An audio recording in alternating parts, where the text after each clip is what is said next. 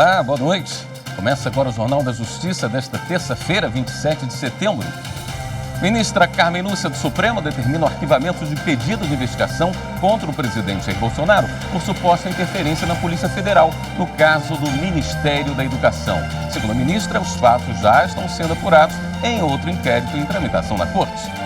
Esse é um dos destaques da edição de hoje e você vai ver também. Procurador-Geral da República pede que STF regulamente expropriação de locais que exploram trabalho semelhante ao de escravo. Audiência pública no Supremo Tribunal Federal vai discutir obrigatoriedade de chamamento público para a abertura de novos cursos de medicina. E ainda, STF mantém decisão que revogou a prisão preventiva de Monique Medeiros, acusada pela morte do filho, Henri Borel.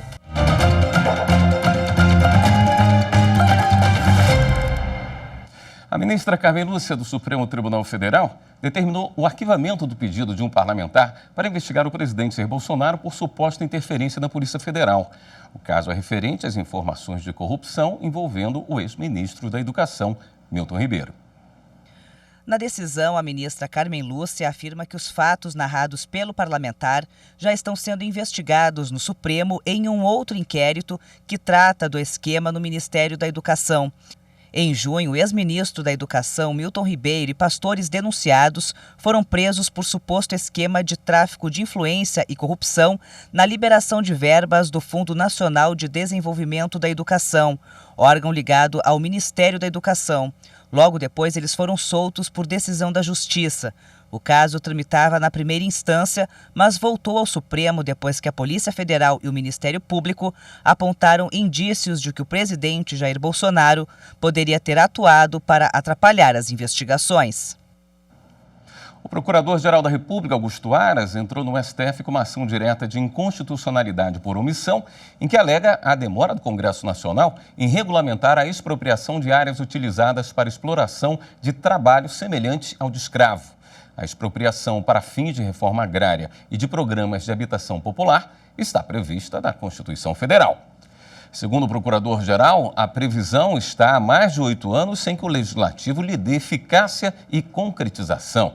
Ele pede que o Supremo estabeleça um prazo razoável para a regulamentação e que, até que isso aconteça, seja aplicada a legislação federal relativa à expropriação de culturas ilegais de plantas psicotrópicas. A ação foi distribuída ao ministro Luiz Fux. A segunda turma do Supremo Tribunal Federal decidiu encerrar o processo contra um comerciante que respondia por falsidade de selos do Inmetro na venda de isqueiros.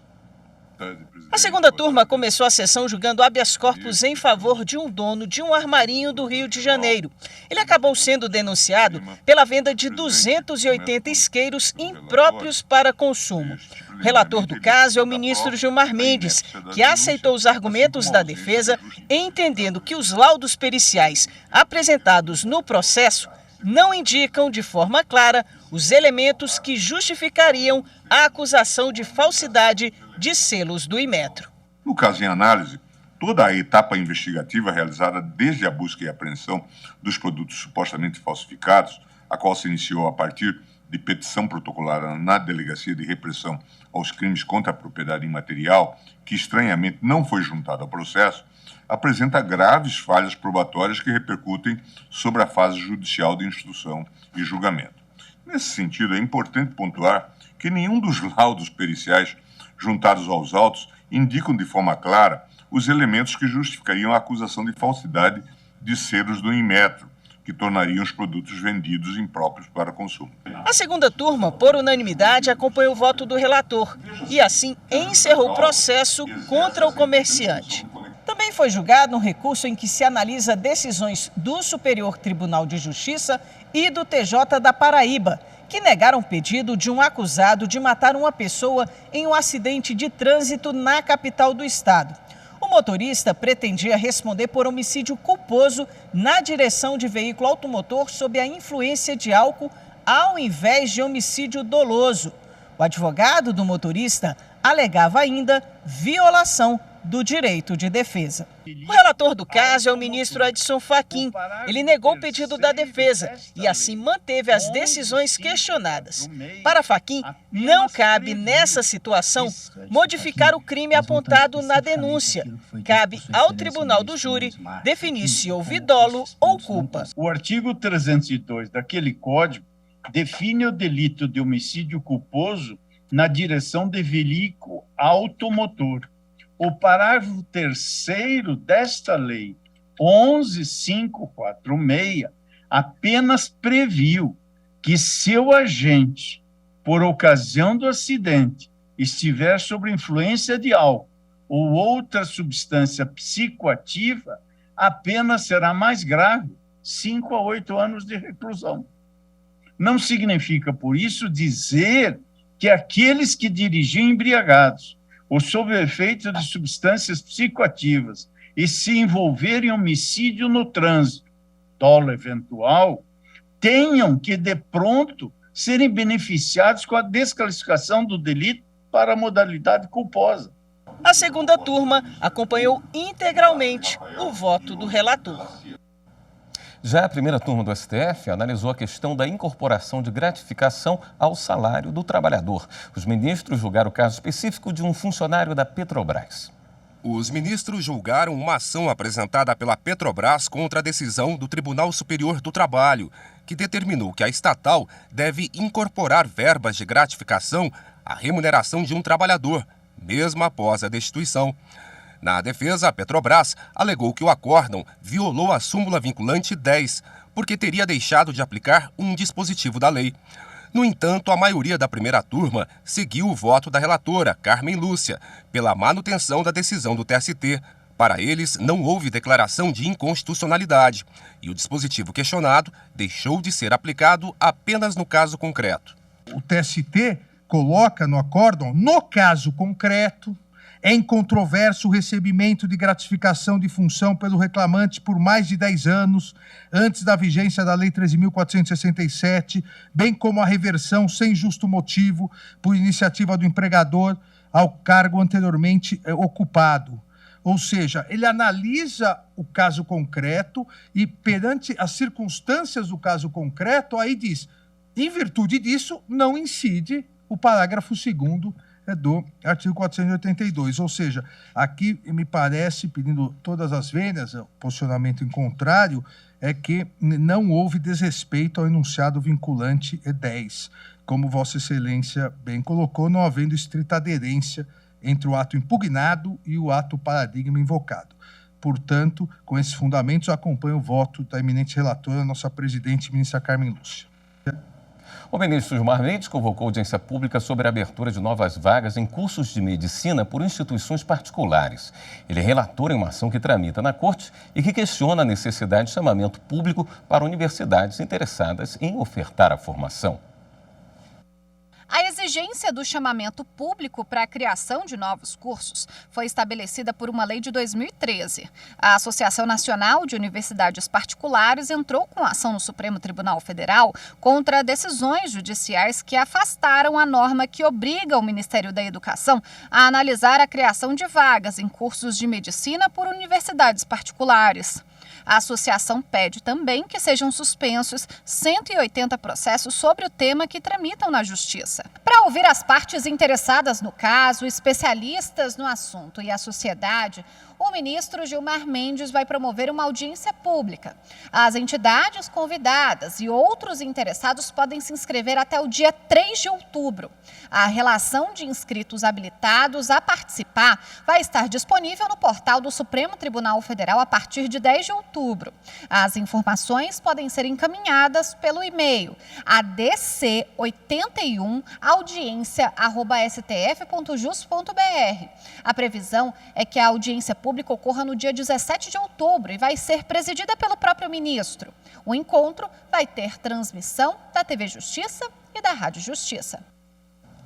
Faltam 5 dias para as eleições. Com o aplicativo Boletim na mão, o eleitor vai poder acompanhar a conferência dos resultados de qualquer sessão eleitoral e comparar com os dados divulgados na página do Tribunal Superior Eleitoral. A Justiça Eleitoral disponibiliza ferramentas que facilitam o acesso público ao resultado das eleições.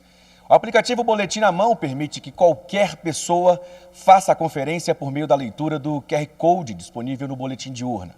No documento, é possível confirmar o total dos votos registrados em cada urna eletrônica em determinada sessão eleitoral.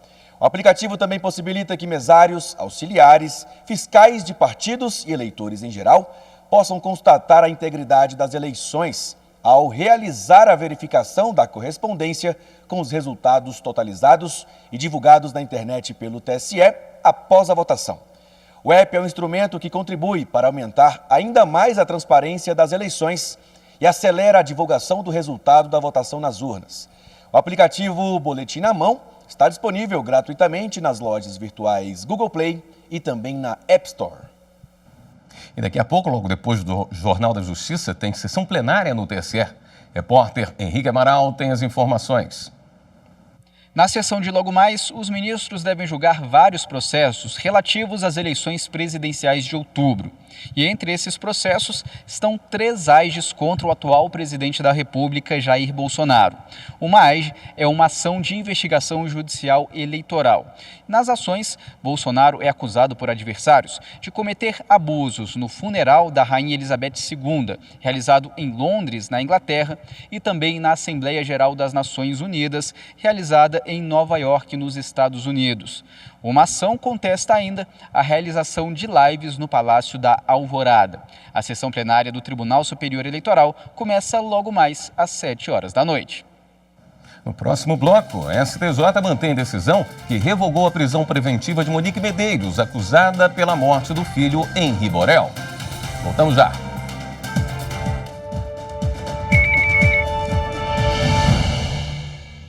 As urnas eletrônicas usadas nas eleições são objeto de análise periódica realizada por partidos políticos e por diversas entidades nacionais e internacionais, e elas sempre se mostraram seguras. O Brasil tem um sistema confiável de votação para a escolha de seus representantes políticos. E isso se deve, em grande parte, às urnas eletrônicas, que são confiáveis e que servem de modelo para o mundo.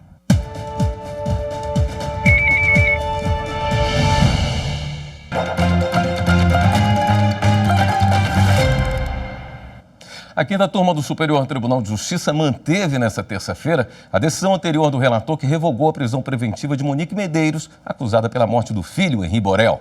Já o doutor Jairinho, padrasto da criança, vai continuar preso. Monique Medeiros e o co-réu Jairo Souza Santos Júnior, conhecido como Doutor Jairinho, são acusados pela morte da criança ocorrida no Rio de Janeiro em março de 2021. Ao recorrer contra a decisão monocrática do ministro João Otávio de Noronha, que havia concedido habeas corpus para revogar a prisão preventiva de Monique Medeiros, o Ministério Público Federal e o Ministério Público do Rio de Janeiro argumentaram que a soltura da mãe de Henri Borel poderia colocar em risco o andamento do processo. Ela foi acusada de ameaçar testemunhas e de desobedecer a outras medidas cautelares impostas pela Justiça. Ao negar provimento aos agravos regimentais contra a libertação de Monique Medeiros, a 5ª Turma do STJ considerou que, em relação a ela, não estão mais presentes os requisitos para manter a prisão preventiva. Com a decisão, a mãe de Henri Borel poderá responder ao processo em liberdade. Já em outro recurso dirigido ao colegiado, a defesa de Doutor Jairinho pediu a extensão ao réu do benefício concedido a Monique Medeiros. Mas, segundo o relator, ministro João Otávio de Noronha, quando a revogação da prisão preventiva se baseia em fundamentos essencialmente subjetivos, como no caso julgado, a concessão de benefício em favor de um réu não vale para os demais. O recurso de Doutor Jairinho não foi provido pela 5ª Turma, pois os ministros entenderam que o réu, acusado de participação ativa no crime, não está na mesma situação processual de Monique Medeiros, denunciada por crime omissivo. A presidente do STJ, a ministra Maria Tereza de Assis Moura, decidiu que a competência para julgar discussão sobre critério de provimento de vagas no Tribunal de Contas do Distrito Federal é do Supremo Tribunal Federal. Por verificar a existência de matéria eminentemente constitucional, a presidente do STJ, ministra Maria Tereza de Assis Moura, reconsiderou decisão da presidência da Corte, que em dezembro do ano passado havia suspendido liminar que impedia a nomeação de um conselheiro para o Tribunal de Contas do Distrito Federal. O caso teve origem em mandado de segurança, no qual a Associação Nacional dos Auditores dos Tribunais de Contas do Brasil questionou a possível nomeação de pessoa não oriunda da carreira de conselheiro substituto do Tribunal de Contas do Distrito Federal. Segundo a associação, como o conselheiro que se aposentou ocupava cadeira destinada aos auditores, não seria possível indicar pessoa estranha aos quadros do TCDF para a vaga. Contra a decisão liminar da segunda instância, que suspendeu a nomeação, o Distrito Federal ajuizou o pedido de suspensão de segurança dirigido à presidência do STJ. Segundo a ministra Maria Tereza de Assis Moura, a decisão do TJDFT envolve controvérsia sobre os critérios de composição dos tribunais de contas, matéria regulada pela Constituição Federal e tratada na jurisprudência do Supremo Tribunal Federal. Ao não conhecer do pedido de suspensão de segurança e determinar a remessa dos autos ao STF, a presidente do STJ ainda reforçou que, mesmo havendo eventualmente uma questão de natureza infraconstitucional no caso, mas existindo também matéria constitucional, a jurisprudência orienta que deve prevalecer a competência da Suprema Corte para a apreciação do pedido de suspensão. O Superior Tribunal de Justiça decidiu que a figura do consumidor por equiparação não se aplica às hipóteses de vício do produto ou do serviço. O caso analisado foi uma ação indenizatória movida por uma mãe contra um banco porque, em uma viagem internacional, a filha dela não conseguiu usar o próprio cartão de crédito, bloqueado sem notificação. A mãe alegou que, apesar de o cartão não estar no nome dela, também sofreu as consequências da má prestação do serviço pela instituição bancária, já que dependia do cartão da filha para pagar as despesas da viagem. Argumentou que, nesse caso, ela deveria ser considerada consumidora por equiparação. Em primeira instância, o processo foi extinto sem julgamento do mérito, pois a mãe foi considerada ilegítima para ajuizar a ação. A sentença foi mantida pelo Tribunal de Justiça de São Paulo. No STJ, a terceira turma, de forma unânime, negou o provimento ao recurso especial da mãe. A relatora, ministra Nancy Andrighi, explicou que a situação apreciada não caracteriza um acidente de consumo, mas apenas um vício do serviço. Por isso, não se aplica a figura do consumidor por equiparação prevista no Código de Defesa do Consumidor. No próximo bloco, a gente fala sobre doação de órgãos. Voltamos em instantes.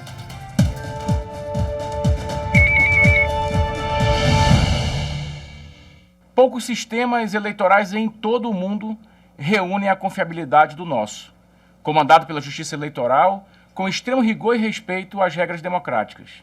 A urna eletrônica é um símbolo da excelência do serviço prestado por ministros, ministras e pelo corpo técnico do Tribunal Superior Eleitoral, desde meados da década de 1990. E ela passou por diversas provações. É testada a cada eleição e respondeu com eficiência, sem que haja nenhum registro ou indício de fraude.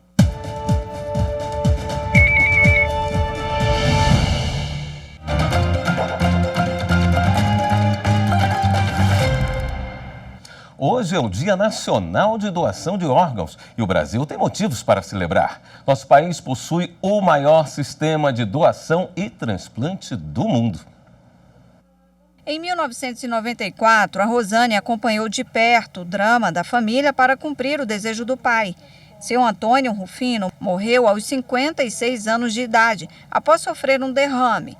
Ele sempre havia manifestado a vontade de doar os órgãos. Ele sempre dizia isso, e como a minha família também, todo mundo concorda, né, e é a favor da doação de órgãos, então era algo muito natural para a gente nas nossas conversas em casa. Mas a burocracia do hospital por pouco não impediu a realização do último pedido de seu Antônio. A dificuldade foi o hospital disponibilizar o profissional para fazer a retirada das córneas.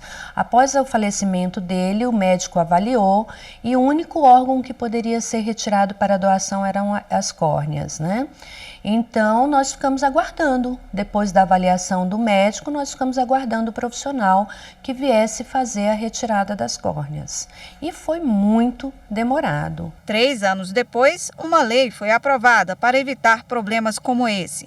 A Lei dos Transplantes de 1997 criou o Sistema Nacional de Transplantes. O procedimento passou a ser centralizado pelo Ministério da Saúde de forma integrada com estados, Distrito Federal e municípios, para que não haja demora ou perda de órgãos. O sistema ele é absolutamente essencial para a organização do transplante do Brasil, porque ele é uma central, é um órgão vinculado ao Ministério da Saúde, é uma das secretarias do Ministério, vinculado a uma das secretarias do Ministério, que organiza todo o processo no Brasil. Em 2017, outra mudança. O Sistema Nacional de Transplantes foi regulamentado pelo Decreto 9.175. A norma estabeleceu novos critérios para o consentimento de doação. As constantes mudanças na legislação têm dado resultados. Segundo o Ministério da Saúde, no ano passado, foram realizados 7.473 transplantes de órgãos em todo o país. Os órgãos mais transplantados são rim, fígado e coração. Mas, apesar dos avanços, muitas pessoas ainda resistem em doar. A gente precisa aumentar o número de doadores e grande parte deles é perdido nesse processo de aceite da família. Doem os órgãos, porque vocês estão transferindo aquilo para salvar outras vidas. Como a de seu Benedito, desde os 18 anos ele luta contra insuficiência renal. Chegou a receber um rim da irmã, que garantiu uma qualidade de vida por mais de 10 anos. Mas em 2010, o órgão teve de ser retirado por rejeição. Hoje, seu Benedito tem apenas 10% da capacidade renal e, por isso, voltou para a fila de transplante.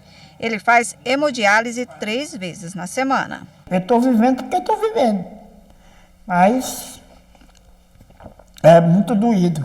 E o doador tem que pensar assim, porque salvar uma vida, né? A 13ª edição do Prêmio Conciliar é Legal teve o prazo de inscrições prorrogado até o dia 30 de setembro, próxima sexta-feira. A premiação tem 2 modalidades, boas práticas e produtividade. Assim, são contemplados tanto os casos de sucesso que tenham como objetivo solucionar disputas com a concordância das 2 partes, quanto aqueles tribunais que mais se destacaram na quantidade de acordos promovidos. Na modalidade Boas Práticas, são premiados um tribunal, um magistrado, instrutores de mediadores e conciliadores ou uma instituição de ensino superior, além dos responsáveis por iniciativa que promova mediação e conciliação extrajudicial. Também são reconhecidos aqueles que viabilizam soluções de demandas complexas ou coletivas pela via consensual, além de um membro da advocacia. Todas as informações você encontra no site do Conselho Nacional de Justiça. O chamado Juizado do Torcedor da Justiça Gaúcha esteve presente nos 20 dias de acampamento Farroupilha, no Rio Grande do Sul. Confira como foi a atuação do Judiciário nos eventos mais tradicionais da região. Milhares de pessoas passaram pelo Parque Harmonia durante o mês Farroupilha. E por conta desse grande número, o JTGE esteve presente na maior festividade tradicionalista do estado. E é aqui neste espaço que o Juizado do Torcedor e grandes eventos atende às ocorrências que acontecem no acampamento Farroupilha. O JTGE atua no evento desde que foi criado, em 2016. E neste ano funcionou todos os dias em horário comercial, se estendendo até meia-noite nos dias de semana e até às 4 da manhã nos finais de semana. O juiz de direito Marco Aurélio Martins Xavier, que é titular da vara, destacou a importância do JTGE ter uma estrutura física durante as festividades. O balanço é muito positivo, né? Primeiro porque nós temos uma aproximação do Poder Judiciário da população, né? Isso serve para que a população perceba que mesmo sem ser visto, o Judiciário trabalha diuturnamente. E isso aqui demonstra isso, porque nós temos essa proximidade meio que de forma contígua ao trabalho policial, né? Isso aos olhos do público muitas vezes não aparece. Aqui ele aparece, então se compreende. Na realidade, isso aqui é uma amostra do que é o funcionamento do Poder Judiciário em todo o Brasil, né? Às vezes de uma forma discreta, uma forma oculta, mas presente no trabalho da devolução de justiça. O posto do JTGE registrou 11 ocorrências nesses 20 dias. E os fatos mais recorrentes foram lesão corporal, vias de fato e resistência à condução policial. O magistrado fez um balanço da atuação do judiciário no evento. Geralmente são audiências assim de desentendimentos pontuais entre um ou outro indivíduo, às vezes temperado pelo consumo de bebida alcoólica, né?